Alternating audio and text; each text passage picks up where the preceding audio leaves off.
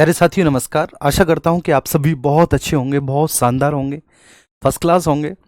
तो कैसा लग रहा है आपको 2026 में? अभी अभी 2025 को आप पीछे छोड़कर आए हैं। नई साल की शुरुआत हो गई है, नई कमिटमेंट के साथ होनी चाहिए, एक नई एनर्जी के साथ होनी चाहिए। आप सभी का बहुत बहुत स्वागत है। जो भी साथी आ गए हैं वो प्लीज़ एक बार जो है मैसेज ज़रूर करेंगे, जिससे कि मैं आपके नाम ले सकूं, मुझे आप में से कुछ लोगों के नाम याद हो सकें। ठीक है, बड़ा ज़रूरी है। मिथिलेश कुमार जी हैं। मिथिलेश जी का सबसे पहला कमेंट है। ठीक, वेरी गुड मॉर्निंग मिथिलेश जी। मनीषा पांडे जी हैं, सौरभ सिंह हैं, महेंद्र सिंह हैं, प्रिया जी हैं, आनंद सोनी हैं और शिवांशु जी हैं। एक मिनट में आपके कमेंट नीचे कर लेता हूँ। कंचन सिंह हैं, सचिन कुमार जी हैं, प्रबल कुमार मिश्रा जी हैं, अनुज यादव हैं, कौशिंदर नास्तिक जी हैं, मोहम्मद इब्राहिम हैं, शशि राजपूत हैं, मीनाक्षी जी हैं, विवेक हैं, शोएब इदरीसी जी हैं, रूपेश जिंदल हैं और शिव कुमार जी हैं, मोहन जी हैं, अरिहंत हैं, नीतीश हैं, रोहित जी हैं, अनिकेत जी हैं, मुकेश जी हैं, राम हैं, जतिन हैं, कृष्णा जी हैं, प्रियांशु जी हैं, सागर हैं, पुनीत हैं, गुंजन हैं, नीतीश हैं, विजय कुमार सोनवीर जी हैं, आशुतोष जी भी हैं। ठीक है, सभी का बहुत बहुत स्वागत है जी। आप सभी का, और उम्मीद करता हूँ, आशा करता हूँ कि आप सभी बहुत अच्छे होंगे, बहुत शानदार होंगे। ठीक है, आप सब लोगों को बहुत ठंड लग रही होगी, है ना? ठंड है भी। और हमारे यहाँ एसी चल रहा है। चलिए, इसके पीछे रीज़न ये है कि ये जो स्टूडियो हमारे होते हैं बच्चे, ठीक है, ये बहुत छोटे स्टूडियो होते हैं और बहुत सारा रेडिएशन, बहुत सारी हीट वेव्स निकलती हैं। डिजिटल बोर्ड हो गया और भी, ठीक है, सामने टीवी है, यहाँ पर कंप्यूटर है, तो इसलिए हमें इसी चलाकर रखनी पड़ती है। आप सभी का स्वागत है। हाँ, यूपी पीसीएस के लिए भी ये क्लास मोर देन सफिशियंट है। इन्वायरमेंट इकोलॉजी के लिए निश्चित रूप से आप इस क्लास को, ठीक है, यूपी पीसीएस के लिए ले सकते हैं। ठीक है, चलिए। ठीक है, अभी तक, ठीक है, देखिए, एक नया विषय है। मैं इस विषय की शुरुआत करने से पहले एक दो बातें आप सभी को बताता हूँ। एक नया विषय है। इससे पहले आप पैट में हिस्ट्री, ज्योग्राफी, पॉलिटी, इकोनॉमी, ठीक है, ये सब पढ़कर आए हैं। तो जब उनको आप दोबारा से पढ़ोगे ना यहाँ पर, तो आपको कोई खास जो है उसमें मेहनत नहीं करनी पड़ेगी, है ना? कोई खास स्ट्रगल नहीं करना पड़ेगा। इस विषय में आपको करना पड़ेगा क्योंकि इस विषय को आप पहले से, ठीक है, कभी भी नहीं पढ़े। और जब हम किसी भी विषय को नए, ठीक है, और पहली बार पढ़ते हैं तो बड़ा स्वाभाविक होता है, ठीक है, उसमें हमें प्रॉब्लम होती है। हिंदी आपने अपनी कॉम्पिटेटिव एग्जामिनेशन की यात्रा में कभी ना कभी पढ़ी होगी, है ना? ऐसे ही आपने हिस्ट्री, ज्योग्राफी, पॉलिटी वगैरह ये सब कभी ना कभी आपने पढ़ा होगा, लेकिन ठीक है, यहाँ ये प्रॉब्लम आपको होगी। मैं बहुत अच्छे से इस बात को जानता हूँ और इसलिए शुरुआत से ही, पहली क्लास से ही बहुत आराम आराम से, बहुत अच्छे अच्छे से मैं सारी चीज़ों को लेकर चला। और फिर भी मैंने आपके कमेंट देखे, ठीक है, उन कमेंटों में ये बिल्कुल स्पष्ट था कि आपको थोड़ी सी प्रॉब्लम हो रही है। तो मैं समझ रहा था उस बात को कि एक्चुअली प्रॉब्लम होने के पीछे रीज़न क्या है। और दूसरा, ये कठिन विषय भी है। ठीक है, एक कठिन विषय भी है। मैं आपको बता देता हूँ कि अ, मेरी जो पत्नी है, जो मेरी वाइफ है, ठीक है, वह भी जो है सिविल सर्विस एस्पिरेंट रही हैं और एक से दो बार उन्होंने जो है आयोग के इंटरव्यू को भी दिया है।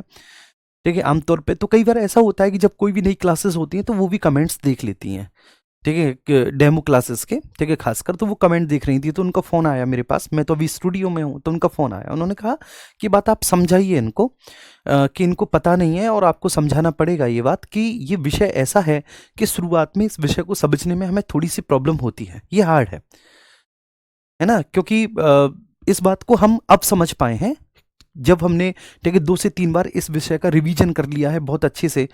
ठीक है, हमने इस विषय को कंप्लीट कर लिया है, लेकिन फिर भी आज जब हम इस विषय के क्वेश्चंस को अटेम्प्ट करते हैं तो हिस्ट्री, ज्योग्राफी, पॉलिटी, इकोनॉमिक्स से कहीं ज़्यादा हमें इस विषय में संघर्ष करना पड़ता है।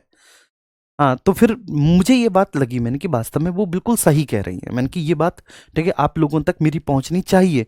ठीक है, और मुझे ये लगता है कि, ठीक है, अब मैं क्या ही ये छोटी छोटी बातें बताऊं। आप पैट जैसे एग्जाम को क्वालिफाई करके आए हैं तो इतना तो आप समझते ही होंगे। ठीक है, आइए। तो अब हमने यहाँ पर, ठीक है, सबसे पहले देखेंगे, ठीक है, राइटिंग आज अच्छी नहीं आएगी, डिजिटल बोर्ड चेंज हो गया है, लेकिन फिर भी मैं अच्छा लिखने की कोशिश करूंगा। ठीक है, पारिस्थितिकी,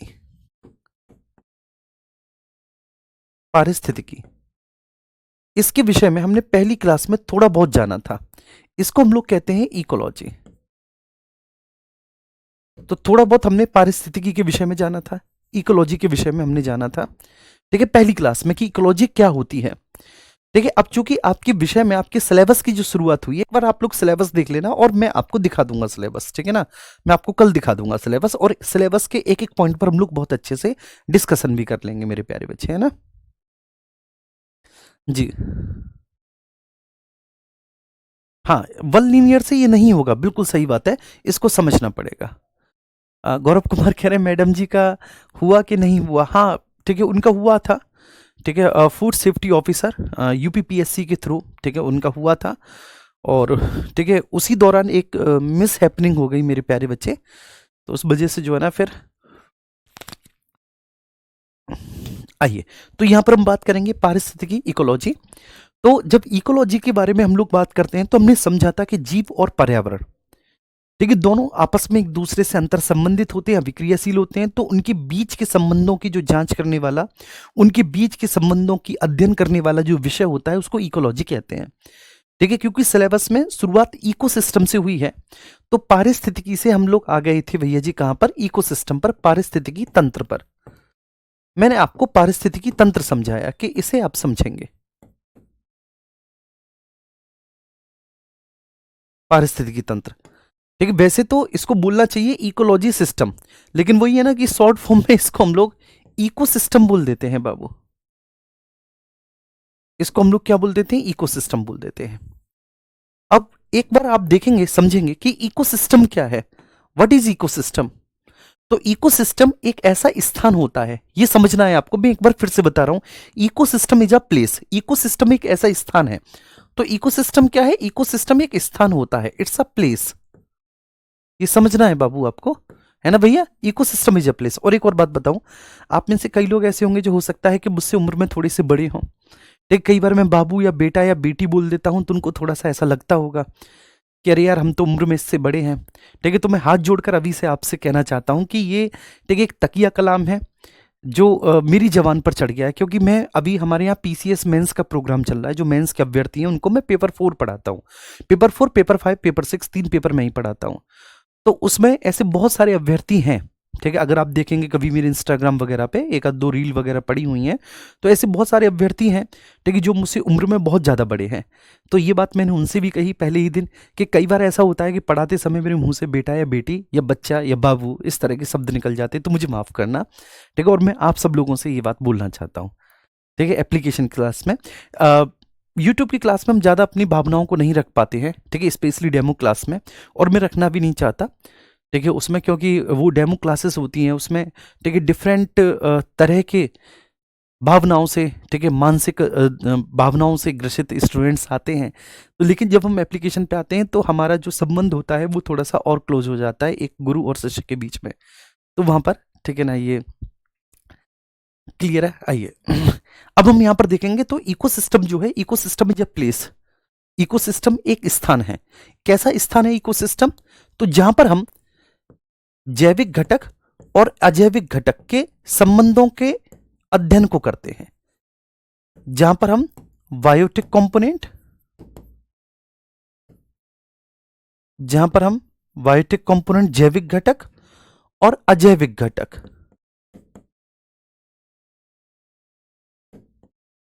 जहां पर हम जैविक घटक और अजैविक घटक, नॉन बायोटिक कंपोनेंट,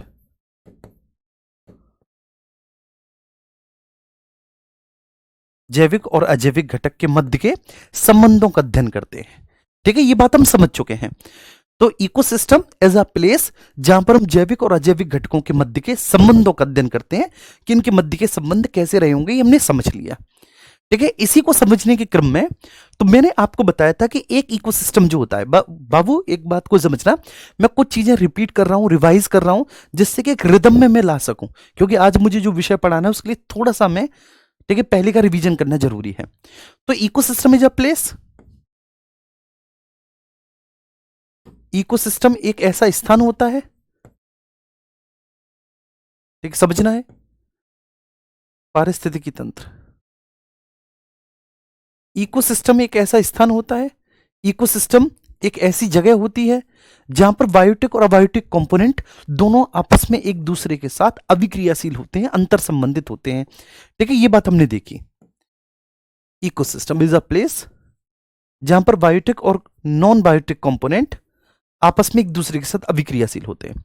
अब ये इकोसिस्टम अगर आप संरचना के आधार पर देखें, on the basis of the structure, मैंने लास्ट टाइम समझाया था, थोड़ी सी जरूरत है मुझे एक बार फिर से समझाने के लिए। तो अगर हम स्ट्रक्चर के आधार पर देखें, अगर हम संरचना के आधार पर देखें, तो हमने क्या पाया था, बताएंगे? संरचना के आधार पर देखें तो हमने क्या पाया था, हमने किस चीज को आइडेंटिफाई किया था? तो किया था कि दो प्रकार के होते हैं संरचना के आधार पर। एक होता है इकोसिस्टम नेचुरल। नेचुरल का मतलब है जो प्रकृति ने बनाया है, मानव ने नहीं बनाया, वो इकोसिस्टम प्रकृति ने बनाया है, तो वह नेचुरल है। और दूसरा इकोसिस्टम होता है जिसको आप लोग कहेंगे कृत्रिम। कृत्रिम इकोसिस्टम मींस आर्टिफिशियल।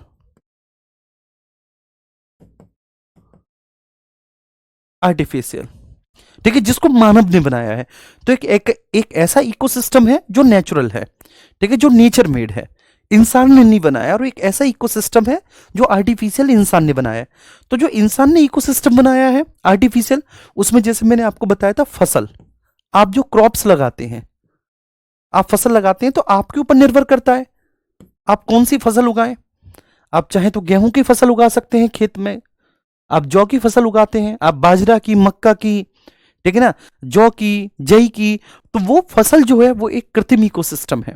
ठीक है, जो खेत है, जिस खेत में आपने उस फसल को लगाया है, तो उस खेत का अपना एक इकोसिस्टम है जो कि मैन मेड है, जो कि कृत्रिम है, ठीक है ना।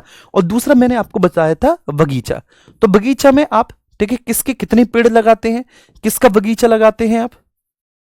गार्डन, बगीचा, ठीक है। तो किसके कितने पेड़ लगाते हैं, ठीक है, कौन सी प्रजाति के पेड़ लगाते हैं, आप कौन से फल, कौन से फूल, कौन सी सब्जी को उगाते हैं, तो वो निर्भर करता है आप पर। क्लियर है? तो जिस क्षेत्र विशेष पे आप उसे उगा रहे हैं, तो वहां पर एक इकोसिस्टम बन गया है जहां जैविक और अजैविक घटक दोनों आपस में एक दूसरे के साथ अंतर संबंधित है, अंतर क्रिया कर रहे हैं। बगीचा वो कृत्रिम हो गया। अब प्राकृतिक इकोसिस्टम में एक बार समझाना है मुझे, है ना, आप ये समझना है, इसलिए क्योंकि आज जो मैं चीज समझाने जा रहा हूं उसके लिए थोड़ा सा जरूरी है इसको पहले के प्रश्न को समझना।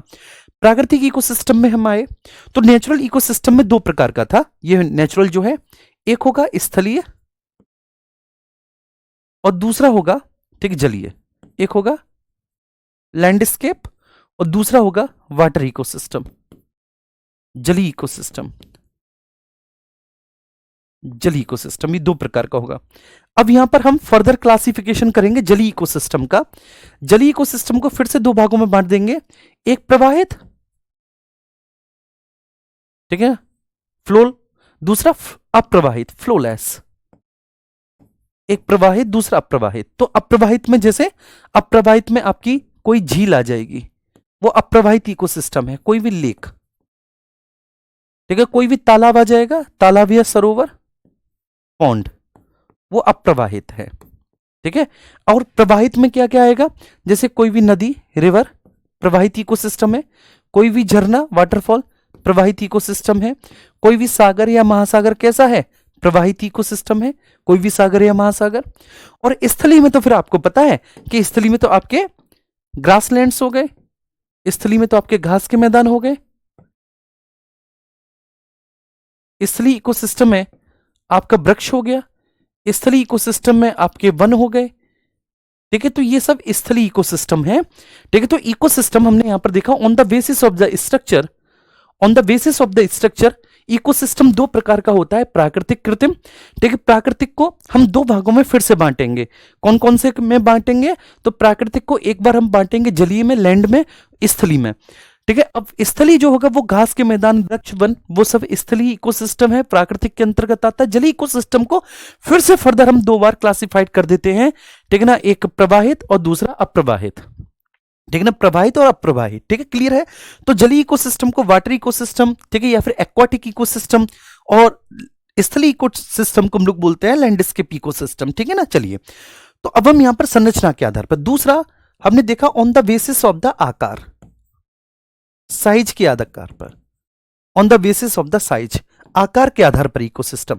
तो जब हम आकार के आधार पर इकोसिस्टम के बारे में बात करते हैं, तो इसमें होता है सबसे बड़ा मेगा इकोसिस्टम, मेगा इकोसिस्टम। और मेगा इकोसिस्टम में आता है भैया एक महासागर। मेगा इकोसिस्टम में क्या आता है? एक महासागर। फिर मेगा के बाद आता है मैक्रो इकोसिस्टम,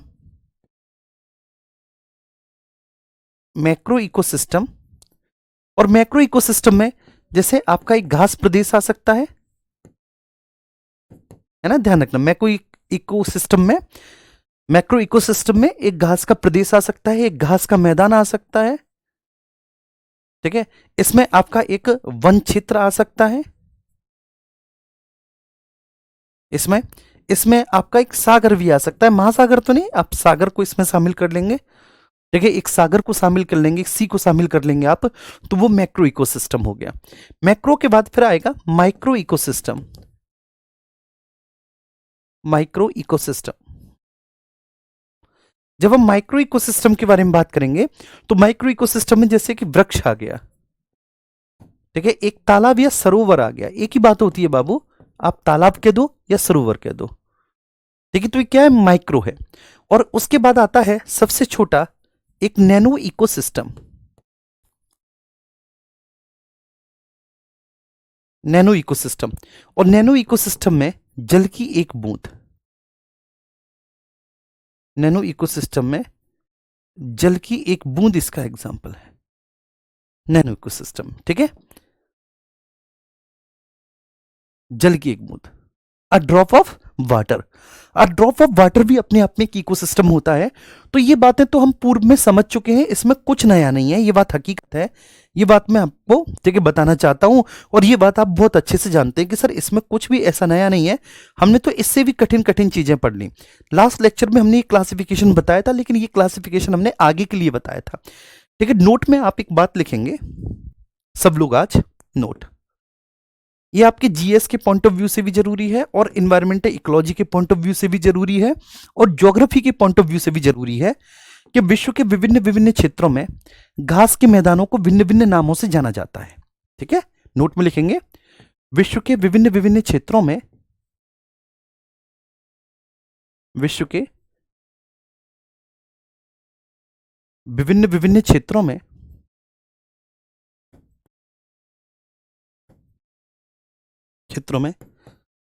घास के मैदानों को,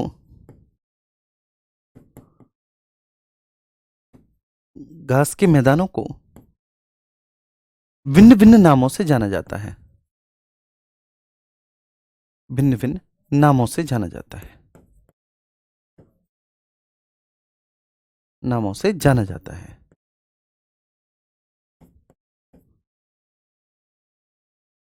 आ रही है बात समझ में? तो विश्व के भिन्न भिन्न क्षेत्रों में घास के मैदानों को हम भिन्न भिन्न नामों से जानते हैं, ठीक है। किन किन नामों से जानते हैं? तालाब या सरोवर, बेटा एक ही बात होती है। तो विश्व के भिन्न भिन्न क्षेत्रों में भिन्न भिन्न घास के मैदानों को अलग अलग नामों से हम लोग जानते हैं, ठीक है। अब आप समझना, इसकी एक ट्रिक होती है।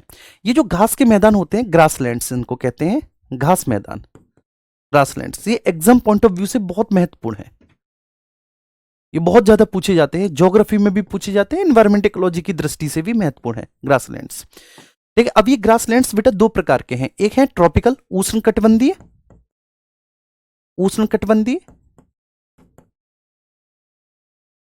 उष्णकटिबंधीय घास के मैदान, ये उष्णकटिबंधीय घास के मैदान को हम लोग बोलेंगे ट्रॉपिकल ग्रासलैंड्स, उष्णकटिबंधीय घास के मैदान ट्रॉपिकल। दूसरे होते हैं मेरे प्यारे बाबू शीतोष्ण कटिबंधीय, शीतोष्ण कटिबंधीय। अब देखो इन्वायरमेंट इकोलॉजी है क्या। अब जब मैंने यहां पर उष्णकटिबंधीय और शीतोष्ण कटिबंधीय का नाम लिया, तो फिर मुझे यहां पे समझाना भी पड़ेगा कि उष्णकटिबंध क्या होता है, शीतोष्ण कटिबंध भी क्या होता है। और इसके लिए मैं फिगर की यूज करूंगा। अब उसमें कई स्टूडेंट्स ये कहने लगते हैं कि सर क्रम से नहीं पढ़ा रहे, ठीक है, हमें नोट्स बनाने में दिक्कत आ रही है। तो पता है वो क्यों आ रही है? ये रीजन है, ये हमारी शिक्षा पद्धति इतनी खराब है बच्चे, कि शुरुआत से ही जो ना रटाने वाली चीजों पर जोर दिया जाता है, ठीक है। आप देखेंगे मैंने किसी भी बैच में पढ़ाया, कोई भी विषय पढ़ाया, शुरुआत की 3-4 क्लासेस में बच्चों को नहीं आया समझ में। क्यों नहीं आया? क्योंकि जो हमारी स्कूलिंग हुई है ना, खासकर यूपी बोर्ड में, तो वो रटने वाली हुई है। और आप इसको बहुत अच्छे से कनेक्ट भी करोगे, जैसे जब हम छोटे थे तो मास्टर साहब क्या कहते थे, 8th 9th 10th तक क्या कहते, पहले क्वेश्चन का जो आंसर मिलेगा वो इस पैराग्राफ से इस पैराग्राफ तक निशान लगा लो, दूसरे क्वेश्चन का जो आंसर मिलेगा वो इस पैराग्राफ से इस पैराग्राफ में निशान लगा लो, ठीक है। हम निशान लगा लेते थे, रट लेते थे, और बस बार बार उसी को रट के एग्जाम में हम लिखाते थे। ये हमारी एजुकेशन सिस्टम रहा है। अब सोच के देखिए कि ऐसे में जब कोई आदमी एक आपको समझाता है तो उसे संघर्ष का सामना करना पड़ता है शुरुआत में।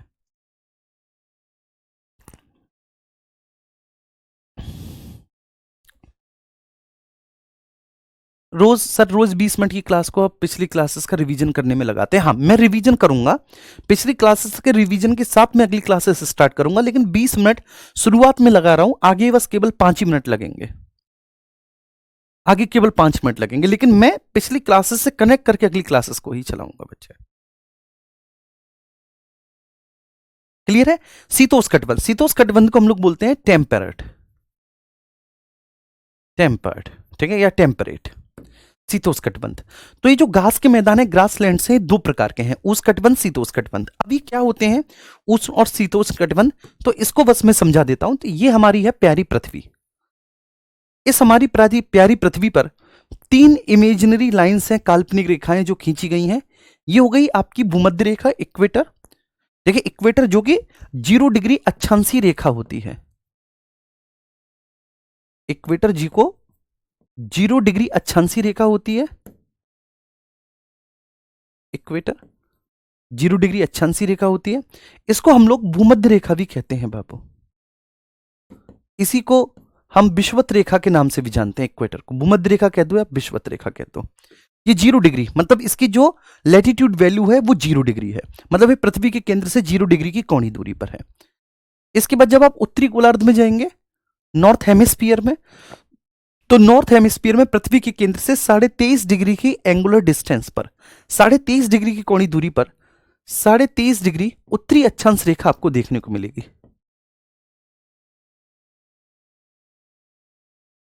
23.5 डिग्री उत्तरी अक्षांशीय रेखा आपको देखने को मिलेगी, ठीक है। इस 23.5 डिग्री उत्तरी अक्षांशीय रेखा को हम लोग कर्क रेखा कहते हैं। क्या कहते हैं?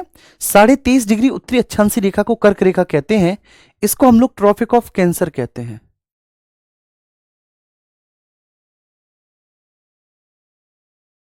23.5 डिग्री उत्तरी अक्षांशीय रेखा को हम ट्रॉपिक ऑफ कैंसर, कर्क रेखा कहते हैं। ऐसे ही जब आप दक्षिणी गोलार्ध में आएंगे, तो दक्षिणी गोलार्ध में आप पृथ्वी के केंद्र से 23.5 डिग्री की कोणीय दूरी पर, ठीक है ना, एक रेखा खींचेंगे। इसको आप 23.5 डिग्री दक्षिणी अक्षांशीय रेखा बोलते हैं बच्चे। इसको आप 23.5 डिग्री दक्षिणी अक्षांशीय रेखा बोलते हैं।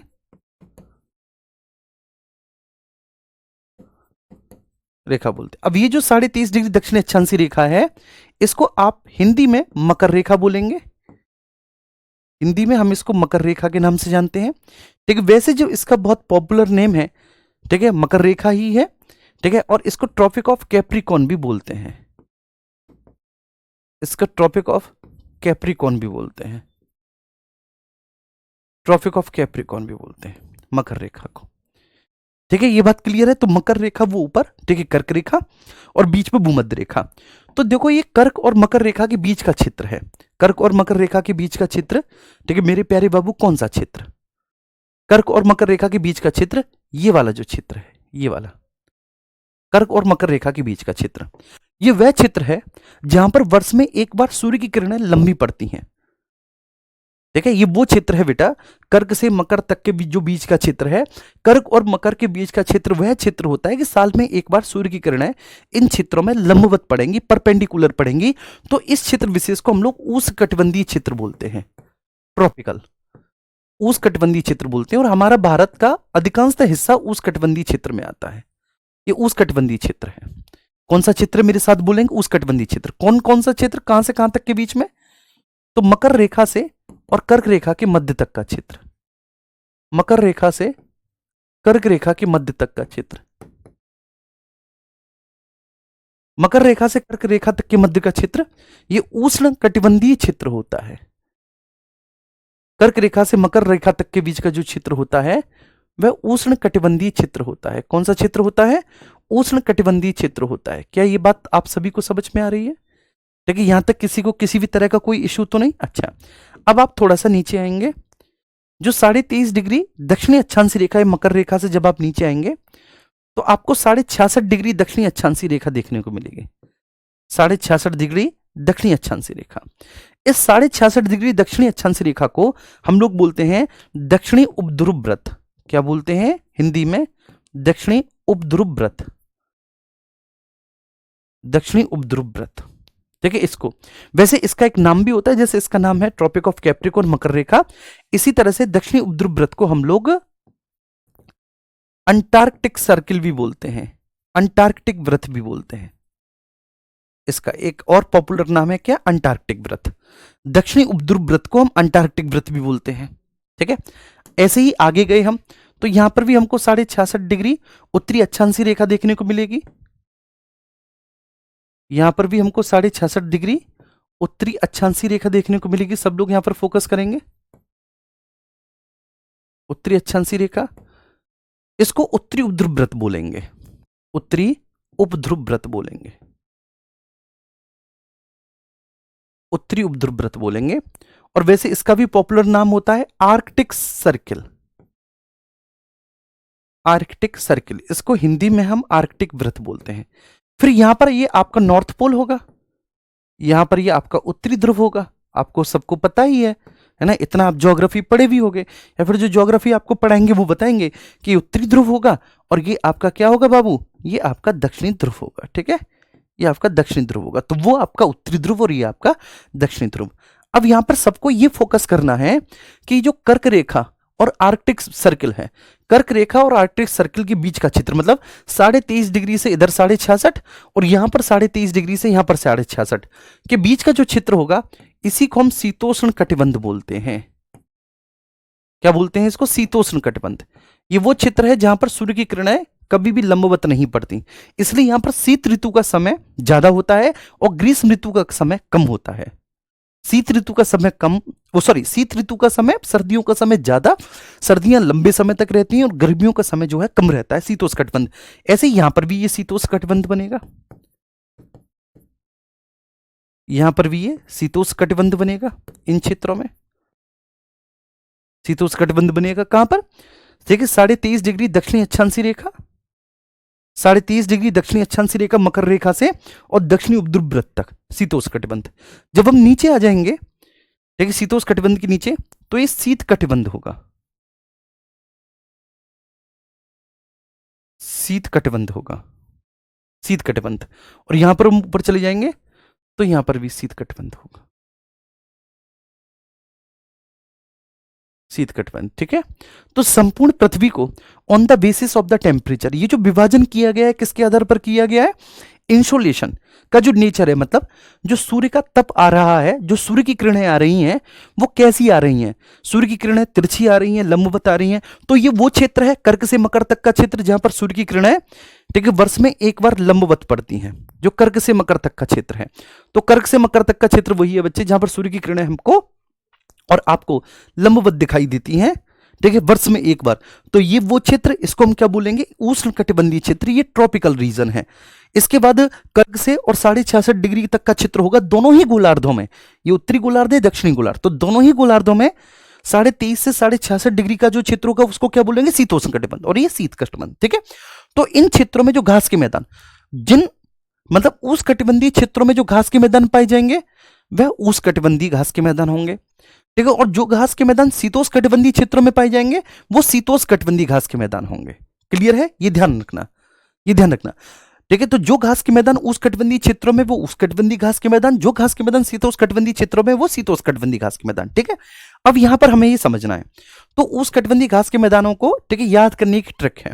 ठीक है, जैसे, ठीक है, बी के वी एल ऐसे याद करना है, वी के वी एल, ठीक है ना। और इनको याद करने के लिए एपी, ठीक है ना, यूपी, जी हाँ, एपी यूपी 2 हो गया, तो इसमें थोड़ा सा दोनों पीपी है, तो मैं बताऊंगा कैसे याद करोगे। ठीक है, ये गारंटी मेरी है, मैं बताऊंगा कैसे याद करोगे। ठीक है, ईपी, ठीक है, ये ईपी भी है। ठीक है, ये भी हमको समझना है कि ईपी है। ठीक है, सॉरी, ईएस, ईएस,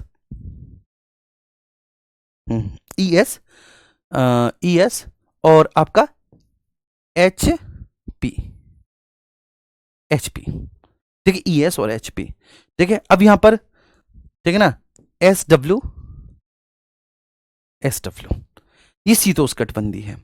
ठीक है, तो एक ट्रिक है, बीके वीएल, ठीक है, AP UP ES HP S W. अगर आपको ये याद नहीं करने, मत याद करो, ठीक है, कोई जरूरत नहीं है।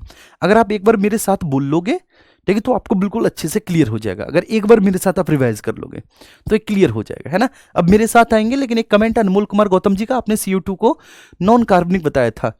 नहीं नहीं नहीं, CO2 नॉन कार्बनिक है, ऑब्वियस सी बात है, ठीक है, नॉन कार्बनिक है। कार्बनिक घटक कौन से होते हैं मेरे प्यारे बच्चे? कार्बनिक घटक वो होते हैं जिनमें कार्बन डाइऑक्साइड एक मुख्य अवयव होता है, वह कार्बनिक घटक होते हैं, ठीक है। जिससे कार्बोहाइड्रेट, जैसे हमारा प्रोटीन, जैसे हमारा वसा,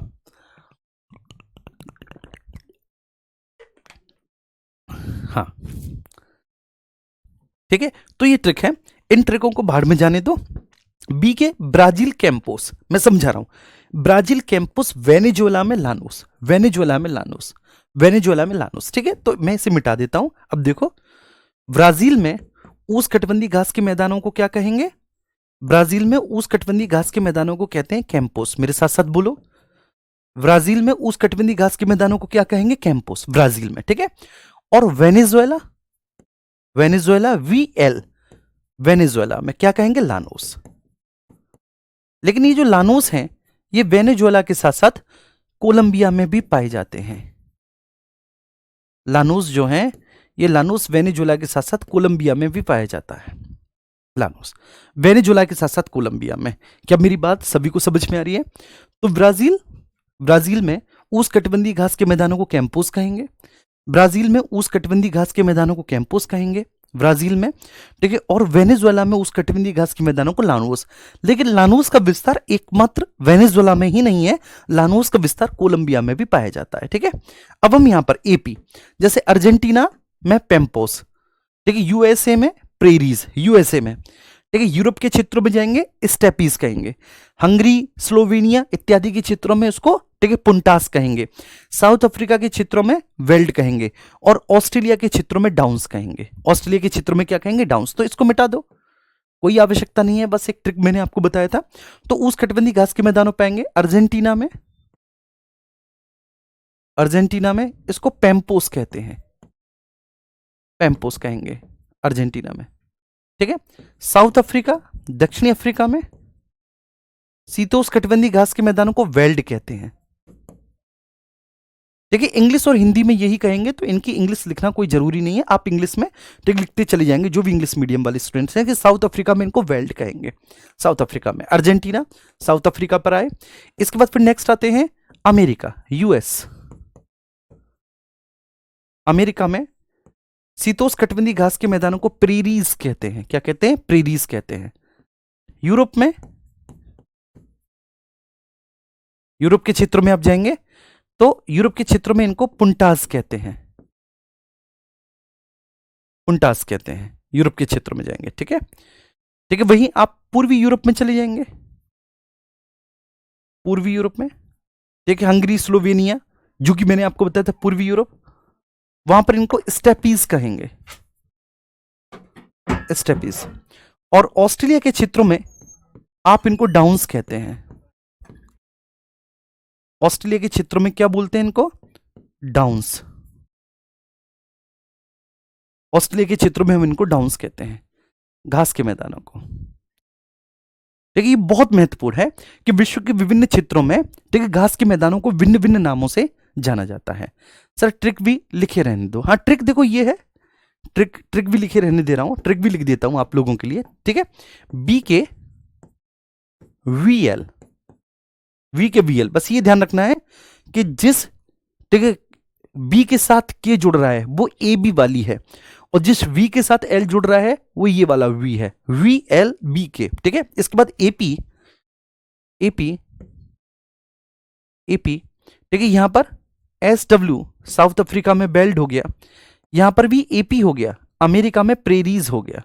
तो आपको याद रहेगा AP, अमेरिका में प्रेरीज, अर्जेंटीना में पेम्पोस, ठीक है। यहां पर EP हो गया, ठीक है ना। यूरोप में पुंटाज हो गया, पूर्वी यूरोप में स्टेपीज हो गया, ठीक है। और ऑस्ट्रेलिया में डाउन्स हो गया, AD, ऑस्ट्रेलिया में डाउन्स हो गया। ऐसे करके आप याद कर लेंगे। तो फिर से एक बार बता रहा हूं, उष्णकटिबंधीय घास के मैदानों में ब्राजील में कैंपोस, वेनेजुएला में लानोस, और हालांकि वेनेजुला के साथ साथ कोलंबिया में भी लानोस पाए जाते हैं। और इधर शीतोष्णकटिबंधीय घास के मैदानों में अर्जेंटीना में पैम्पोस, साउथ अफ्रीका में वेल्ड, अमेरिका में प्रीडिस, यूरोप के क्षेत्रों में पुंटाज है। बात समझ में आ रही है? पूर्वी यूरोप के क्षेत्रों में स्टेपीज है। जो पूर्वी यूरोप है, पूर्वी यूरोप के क्षेत्रों में स्टेपीज देखने को मिलेंगे मेरे प्यारे बच्चे। जी जी। सवाना मेरे प्यारे बच्चे उष्णकटिबंधीय, ठीक है, वन प्रदेश है। ठीक है, सवाना, ओ सॉरी, ओ सवाना, सवाना, सवाना उष्णकटिबंधीय घास के मैदान है, ठीक है, जो कि पूरी अफ्रीका में पाए जाएंगे। ठीक है, पूरे अफ्रीका में एक व्यापक स्तर पर सवाना है। मैं लिख देता हूं, अफ्रीका में व्यापक स्तर पर सवाना, सवाना अफ्रीका में है, बहुत व्यापक स्तर पर। ये भी उष्णकटिबंधीय घास के मैदान है, सवाना अफ्रीका में उष्णकटिबंधीय घास के मैदान है, बहुत व्यापक स्तर पर है। स्टेपीज मेरे प्यारे बच्चे पूर्वी यूरोप में। और हाँ, स्टेपीज में मैं एक और बात बता दूं, स्टेपीज कई बार एशिया भी आ जाता है, एशिया के क्षेत्रों में। ठीक है, पूर्वी यूरोप और एशिया के क्षेत्रों में भी, ठीक है, स्टेपीज पाए जाते हैं। पूर्वी यूरोप और एशिया के क्षेत्रों में भी स्टेपीज है। ऑस्ट्रेलिया में डाउन्स पाए जाते हैं। ठीक है, न्यूजीलैंड में जो घास के मैदान है, न्यूजीलैंड में जो घास के मैदान है उनको कैंटबरी कहते हैं, कैंटबरी। लेकिन न्यूजीलैंड में घास के मैदान ही नहीं है, केवल कैंटबरी। न्यूजीलैंड में केवल घास के मैदान ही नहीं है, कैंटबरी। ठीक है, इसके साथ साथ, ठीक है, और भी तत्वों को शामिल किया जाता है न्यूजीलैंड में जो कैंटबरी है, लेकिन कोई बात नहीं। ठीक है, इसको भी आप लिख लेंगे साथ साथ। और अफ्रीका में उष्णकटिबंधीय जो वन होते हैं उनको हम सेलवास कहते हैं। अफ्रीका में उष्णकटिबंधीय वनों को क्या कहते हैं? सेलवास। तो नोट में लिख लेना, अफ्रीका में उष्णकटिबंधीय वनों को सेलवास। यहां पर सेलवास क्या है, अगर आपसे पूछ लिया जाए सेलवास क्या है, तो सेलवास अफ्रीका में उष्णकटिबंधीय वनों को कहते हैं, जो सेलवास कहते हैं।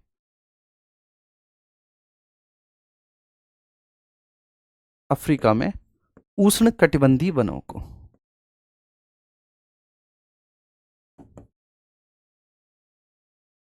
कटिबंधीय वन, अफ्रीका में उष्णकटिबंधीय वनों को सेलवास के नाम से हम लोग जानते हैं।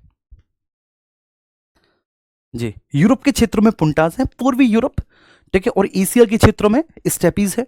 ऑस्ट्रेलिया में डाउन्स है, न्यूजीलैंड में कैंटबरी है। एक बार सभी लोग थम्स अप करेंगे, मुझे बताएंगे। भारत में घास के मैदानों को कोई ऐसा, उनका कोई बेटा जो है ना, उनका नॉमेनक्लेचर नहीं किया गया। जी, उनका कोई नॉमेनक्लेचर नहीं है। कटिंगा और मितुम्बा, मिचुम्बा बच्चे ये पठार हैं, विकास है ना। जी, चलिए, तो एक बार सब लोग थम्स अप करेंगे और मैं देख लेता हूं किसी का किसी भी तरह का कोई ऐसा डाउट तो नहीं रह गया जो शेष रह गया हो। नहीं, किसी का किसी भी तरह का कोई भी डाउट नहीं हो गया, कोई भी मिक्स हो गया? हाँ, मिक्स हो गया होगा। अब इसके लिए आपको क्या करना है, एक से दो बार रिवीजन करना है। देखो, बड़ा स्वाभाविक है, एक से दो बार इसके लिए आपको रिवीजन करना पड़ेगा। आप पहली बार याद कर रहे हैं इन चीजों को, तो पहली बार याद कर रहे हैं तो प्रॉब्लम तो आपको होगी, तो इसलिए थोड़ी सी मेहनत आपको करनी पड़ेगी। ठीक है, एक से दो बार आपको रिवीजन करना पड़ेगा, ये आपको याद हो जाएगा। एक से दो बार रिवीजन करना पड़ेगा, ये आपको याद हो जाएगा अच्छे से।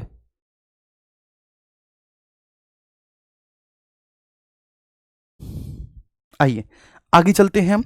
मैंने आपको बता दिया कि उष्णकटिबंधीय शीतोष्णकटिबंधीय क्या होता है, ये बात भी आपको क्लियर हो गई। अब हम थोड़ा सा, ठीक है, इसी क्रम में आगे बढ़ते हैं। आज हम बताने जा रहे हैं आपको, आज का जो टॉपिक है वो है प्रोडक्टिविटी, उत्पादकता। शुभम जी दिखता है बिल्कुल, ठीक है, सभी का कमेंट दिखता है जी। Thank you, thank you. आइए अब हम बात करेंगे उत्पादकता, प्रोडक्टिविटी।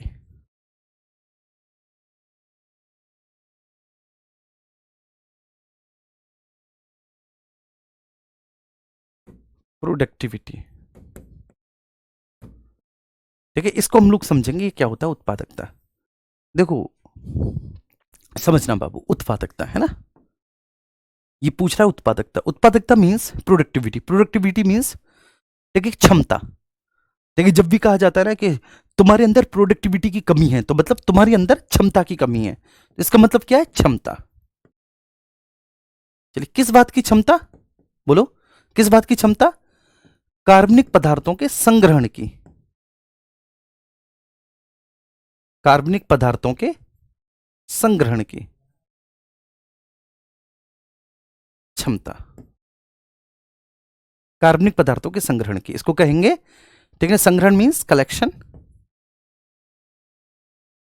Of organic substances.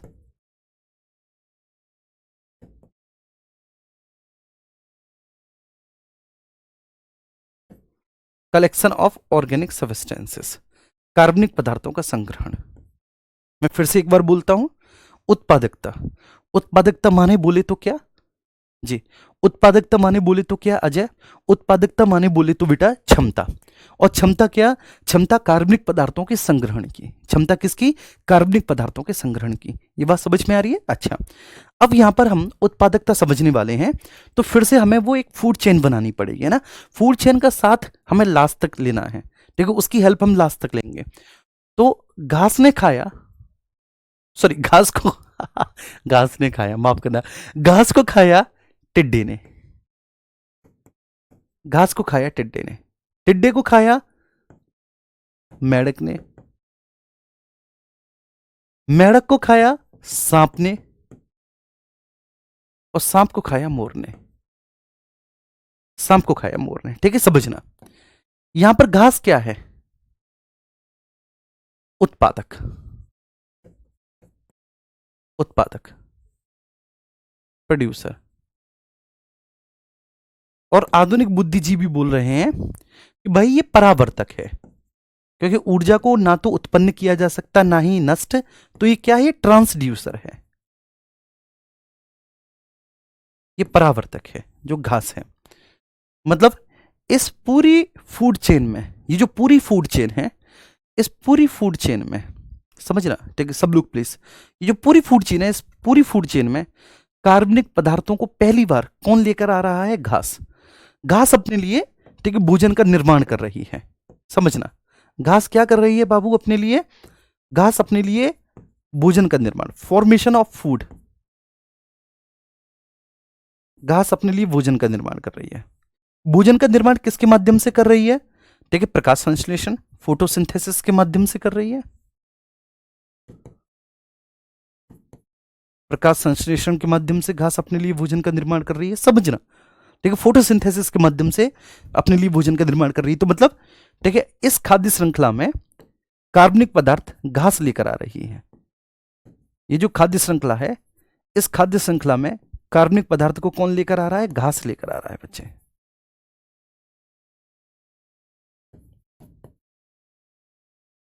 कार्बनिक पदार्थ को लेकर आने वाला कौन है? घास। अगर घास ना होती तो कार्बनिक पदार्थ नहीं आते, क्योंकि प्रकाश संश्लेषण के माध्यम से पहले घास कार्बनिक पदार्थों को लेकर आई, ठीक है, फिर उन कार्बनिक पदार्थों को, ठीक है, घास से खाया टिड्डे ने, टिड्डे से खाया मेढक ने, मेढक से खाया सांप ने, सांप से खाया मोर ने। तो इस तरह से ऊर्जा का प्रवाह एक पोषक स्तर से दूसरे पोषक स्तर पर गया, ठीक है। तो घास क्या है? घास, ठीक है, आपकी उत्पादक है। ठीक, घास क्या है? आपकी उत्पादक है, ठीक है। उत्पादक जो अपना भोजन स्वयं बनाते हैं, उत्पादक जो अपना भोजन स्वयं बनाते हैं, उनको हम ऑटोट्रॉफी कहते हैं, मतलब ऑटोट्रॉफ कहते हैं, और इस प्रोसेस को ऑटोट्रॉफी कहते हैं। तो घास ऑटोट्रॉफ है। घास, घास उत्पादक है, ठीक है, प्रोड्यूसर्स है, या फिर परावर्तक है। आधुनिक साइंस में परावर्तक बोला गया है, ठीक है। क्यों परावर्तक बोला गया है? तो इसलिए बोला गया है कि ऊर्जा को ना तो प्रोड्यूस किया जा सकता है, ठीक है, और ना ही नष्ट किया जा सकता है, एक फॉर्म में दूसरे फॉर्म से कन्वर्ट किया जा सकता है। तो ये ठीक है, क्लियर है। तो ये ठीक है। अब यहां पर देखो प्लीज, यहां पर देखो, मान के चलो कि घास को खाया टिड्डे ने, टिड्डे को खाया मेढक ने, मेढक को खाया सांप ने, सांप को खाया मोर ने। ये एक इकोसिस्टम है, ठीक है, ये एक इकोसिस्टम है। दिस इज अ इकोसिस्टम, ये एक इकोसिस्टम है, ठीक है। इस इकोसिस्टम में, इस पूरे इकोसिस्टम में, ठीक है, टोटल स्टोरेज, ठीक है, टोटल स्टोरेज मतलब जो कुल संग्रहित कार्बनिक पदार्थ की मात्रा है, इस पूरे इकोसिस्टम में कुल संग्रहित कार्बनिक पदार्थ की जो मात्रा है, कुल जितना भी कार्बनिक पदार्थ है इस पूरे इकोसिस्टम में जो कि स्टोर्ड है, उसको हम कहेंगे जीपीपी। उसको हम क्या कहेंगे? जीपीपी, मतलब gross primary productivity. Gross primary productivity, gross primary productivity, GPP.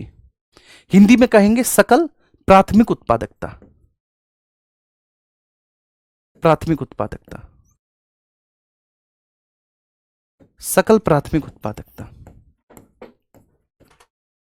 उत्पादकता, ठीक है। तो किसी भी इकोसिस्टम में, अब मैं लिख देता हूं जीपीपी क्या है, ग्रॉस प्राइमरी प्रोडक्टिविटी क्या है, इसकी मैं डेफिनेशन लिख देता हूं, फिर आगे चलेंगे।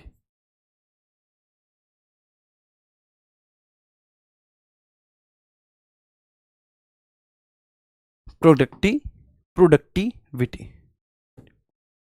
प्रोडक्टिविटी। अब एक बात बताइए, ये इतनी कठिन चीज कहां से ऐसे बच्चे को समझ में आ रही है? ठीक है, जो अभी तक रटा हो, ठीक है, जो रटने वाले जो हैं भैया, उनको तो दिक्कत होगी ना शुरुआत में, तो यही रीजन है। जीपीपी, ग्रॉस प्राइमरी प्रोडक्टिविटी, तो क्या होता है ग्रॉस प्राइमरी प्रोडक्टिविटी? मैंने लिख दिया कि कोई भी इकोसिस्टम है, ठीक है, किसी भी इकोसिस्टम में, तो रटना कुछ नहीं है, समझ रहे हैं, किसी भी इकोसिस्टम में, ठीक है, किसी भी इकोसिस्टम में, ठीक है, प्राइमरी लेवल पर, प्राथमिक स्तर पर, प्राथमिक स्तर पर, ठीक है, संग्रहित कुल, टोटल, टोटल अमाउंट ऑफ, ठीक है, ऑर्गेनिक सब्सटेंसेस, संग्रहित कुल कार्बनिक पदार्थ की मात्रा, संग्रहित कुल कार्बनिक पदार्थ की मात्रा, संग्रहित कुल कार्बनिक पदार्थ की मात्रा। किसी भी इकोसिस्टम में, मैं फिर से बोल रहा हूं, किसी भी इकोसिस्टम में प्राथमिक स्तर पर संग्रहित कुल कार्बनिक पदार्थ की मात्रा क्या कहलाएगी? सकल प्राथमिक उत्पादकता।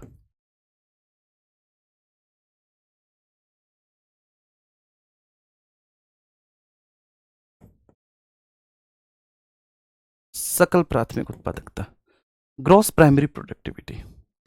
किसी भी इकोसिस्टम में प्राथमिक स्तर पर, किसी भी इकोसिस्टम में प्राथमिक स्तर पर संग्रहित कुल कार्बनिक पदार्थ की मात्रा क्या कहलाएगी? जीपीपी, ठीक है। अब हुआ क्या, यहां पर देखेंगे, अब हुआ क्या मेरे प्यारे बच्चे, कि इस पूरे इकोसिस्टम में, यहां पर देखो, इस पूरे इकोसिस्टम में टिड्डा, मेंढक, सांप, मोर, ठीक है, ये सब हैं, और ये सब लोग, ठीक है, श्वसन करते हैं, रेस्पिरेशन करते हैं, और रेस्पिरेशन में, ठीक है, कुछ ऊर्जा ऐसी है, ठीक है, जिसको वह अपने अंदर से छोड़ देते हैं। मतलब इस इकोसिस्टम में, ठीक है, प्राइमरी लेवल पर जितना भी कार्बनिक पदार्थ बना हुआ है, सबसे पहले कार्बनिक पदार्थ को लेकर कौन आया? ठीक है, उत्पादक लेकर आए। किसी भी इकोसिस्टम में कार्बनिक पदार्थ को कौन लेकर आए? इकोसिस्टम में सबसे पहली बार कार्बनिक पदार्थ को इंट्रोड्यूस किसने किया?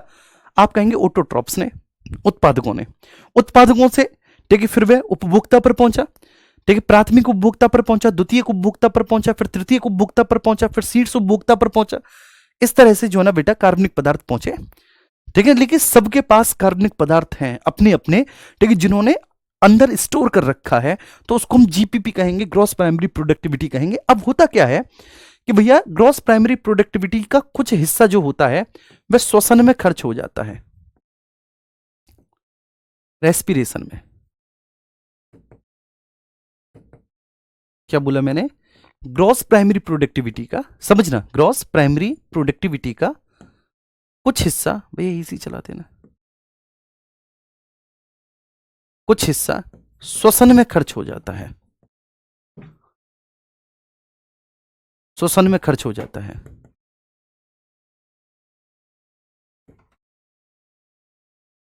ग्रॉस प्राइमरी प्रोडक्टिविटी का कुछ हिस्सा किसमें? श्वसन में खर्च हो जाता है। तो जो शेष बचा हिस्सा है, ठीक है, जो शेष बचा हिस्सा है, शेष बचा हिस्सा, उसको हम लोग क्या कहेंगे? NPP, net primary productivity.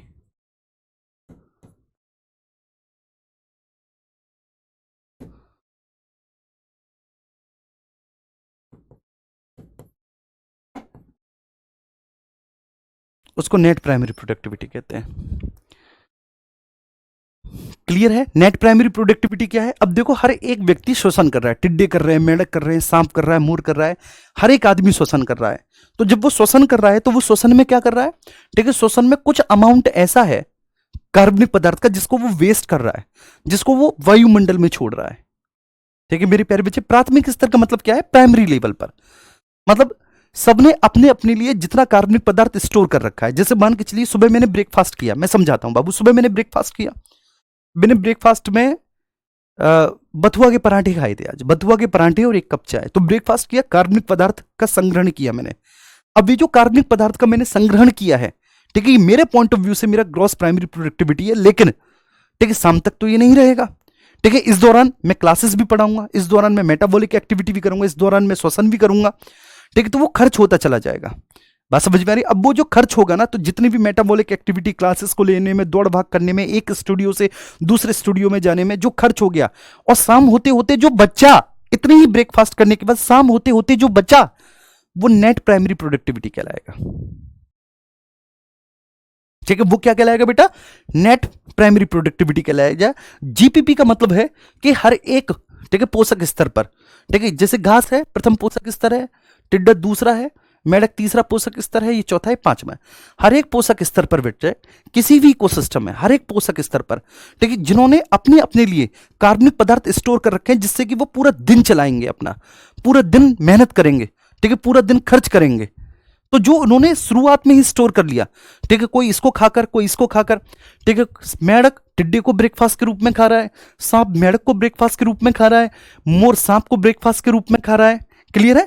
तो इन लोगों ने अपना अपना ब्रेकफास्ट कर लिया, और ब्रेकफास्ट करने के बाद इस पूरे इकोसिस्टम में विभिन्न पोषक स्तर पर, प्राइमरी लेवल पर, प्राथमिक स्तर पर इन्होंने जितना कार्बनिक पदार्थ अपने लिए स्टोर कर रखा है, जिससे कि पूरे दिन का ये खर्चा करेंगे, पूरे दिन उसको चलाएंगे, तो उसको क्या बोलेंगे? Gross primary productivity. लेकिन इस ग्रॉस प्राइमरी प्रोडक्टिविटी में बेटा, ठीक है, बहुत सारा खर्चा भी होगा, इस ग्रॉस प्राइमरी प्रोडक्टिविटी में बहुत सारा एक्सपेंडिचर भी होगा। ठीक है, जब ये किसी का शिकार करने जाएंगे, या फिर ठीक है ये लैंगिक व्यवहार करेंगे, ठीक है, एक पुरुष एक मादा के साथ, मतलब एक नर एक मादा के साथ लैंगिक, तो लैंगिक व्यवहार करने में भी बहुत सारा जो है ना बच्चे, ठीक है, जो ऊर्जा का संग्रहण किया हुआ है इन्होंने, वो वेस्ट होता है। ठीक है, एक जगह से दूसरी जगह जाने में वेस्ट होता है, संचार करने में भी वेस्ट होता है। तो शाम होते होते जो बचेगा उसको हम लोग नेट प्राइमरी प्रोडक्टिविटी कहेंगे। ठीक है निश्चल, बोर्ड का टाइम क्या है बेटा? 11:54 है। और तुमने मेरे मोबाइल का टाइम भी देख लिया क्या? अच्छा, मोबाइल बताओ इतनी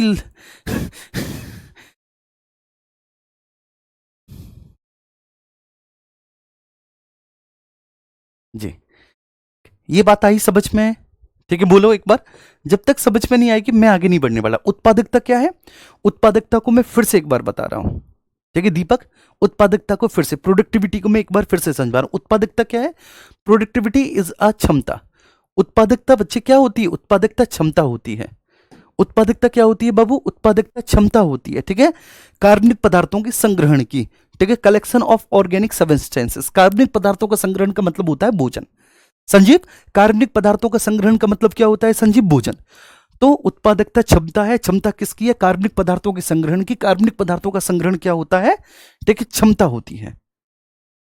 ठीक है, सॉरी, कार्बनिक पदार्थों का संग्रहण मतलब भोजन होता है। ठीक है, तो क्षमता कार्बनिक पदार्थों के संग्रहण की, मतलब भोजन के संग्रहण की जो क्षमता है वो उत्पादकता है।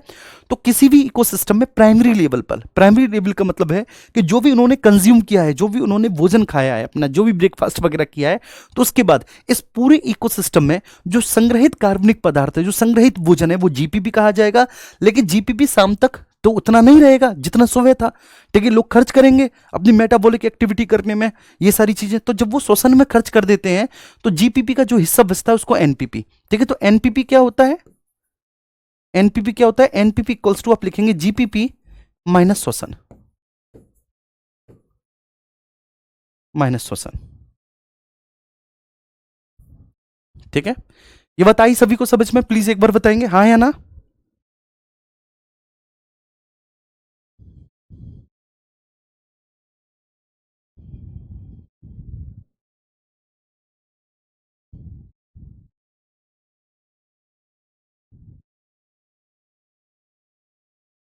समझ गए, बहुत अच्छे। अच्छा, अब आओ, ठीक है, आगे आओ, यहां पर आओ। ये यहां से उपभोक्ता स्तर स्टार्ट हो गया, ये समझना। ये उपभोक्ता स्तर है, यहां से लेके यहां तक उपभोक्ता स्तर है, ये यहां से लेके यहां तक। सीधा कर देता हूं, ये मेरे प्यारे बच्चे, ये उपभोक्ता है। इसमें उत्पादक केवल ये था, ठीक है, घास था। ये उपभोक्ता है। उत्पादक केवल घास था, ये क्या था? ये उपभोक्ता है, समझना। तो बेटा उपभोक्ता के स्तर पर, उपभोक्ता के लेवल पर, उपभोक्ता स्तर का मतलब है कि प्राथमिक उपभोक्ता से शुरू किया और प्राथमिक उपभोक्ता से शुरू करके आप टॉप कंज्यूमर तक गए, प्राथमिक उपभोक्ता से शुरू करके आप टॉप कंज्यूमर तक गए, तो उपभोक्ता स्तर पर जितना भी कार्बनिक पदार्थ का संग्रहण बचा हुआ है, उपभोक्ता स्तर पर जितना भी मेरे प्यारे बच्चे कार्बनिक पदार्थ का संग्रहण हो रखा है, जितना भी कार्बनिक पदार्थ का संग्रहण हो रखा है, मैं फिर से बोल रहा हूं, उपभोक्ता के स्तर पर जितना भी कार्बनिक पदार्थ का संग्रहण हो रखा है, जितना भी कार्बनिक पदार्थों का ठीक है ना कंजप्शन किया हुआ है, उसको बोलेंगे सेकेंडरी प्रोडक्टिविटी, सेकेंडरी प्रोडक्टिविटी।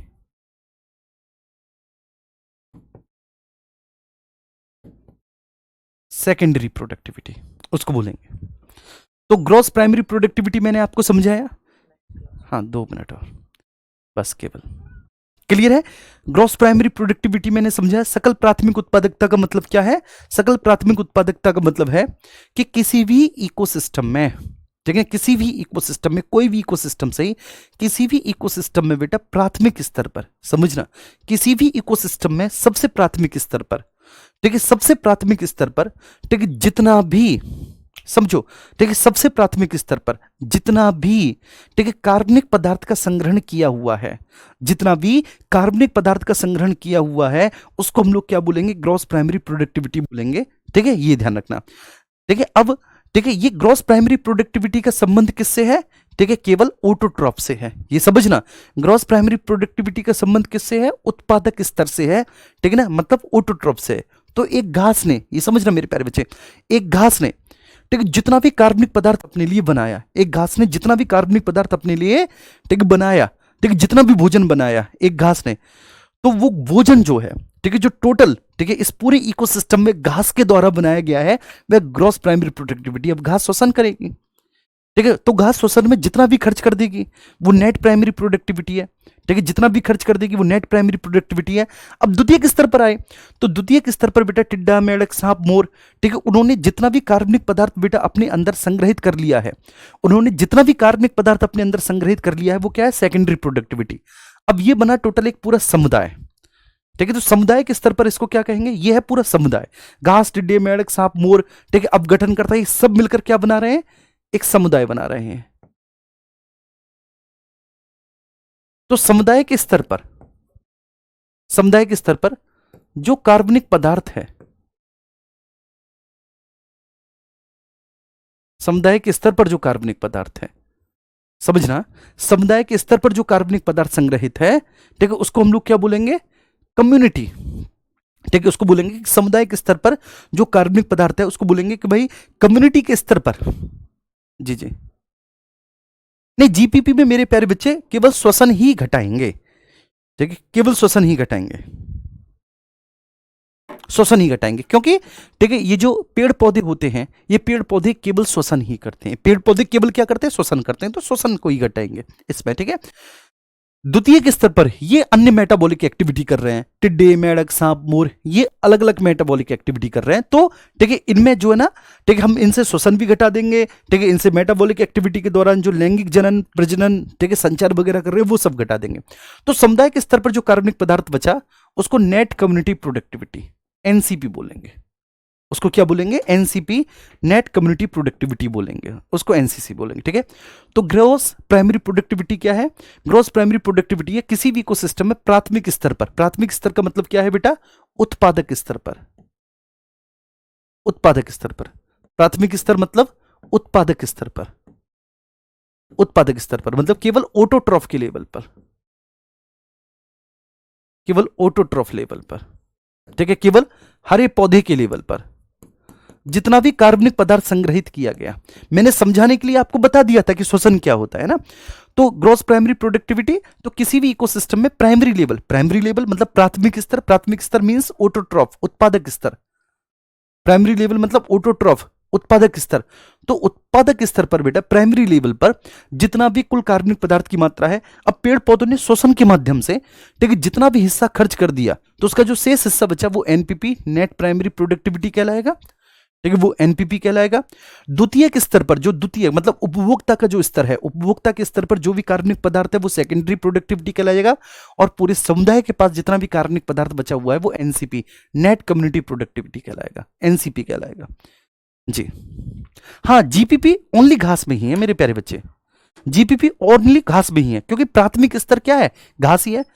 ठीक है, जीपीपी प्राथमिक स्तर घास ही है, क्योंकि कार्बनिक पदार्थ को लेकर आने वाला कौन है, घास है। प्राथमिक स्तर पर कार्बनिक पदार्थ केवल कौन ला रहा है, घास ही ला रहा है। प्राथमिक स्तर पर कार्बनिक पदार्थ घास के अलावा कोई और नहीं ला रहा। एक बार बताएंगे, ये बात सभी को समझ में आई? ठीक है, हाँ। अब देखो देखो, ये घास, टिड्डे, मेंढक, सांप, मोर, इन सभी के स्तर पर जो भी कार्बनिक पदार्थ बचा हुआ है, ठीक है, इन सभी के स्तर पर जो भी कार्बनिक पदार्थ बचा हुआ है उसको एनसीपी कहेंगे, नेट कम्युनिटी प्रोडक्टिविटी कहेंगे उसको।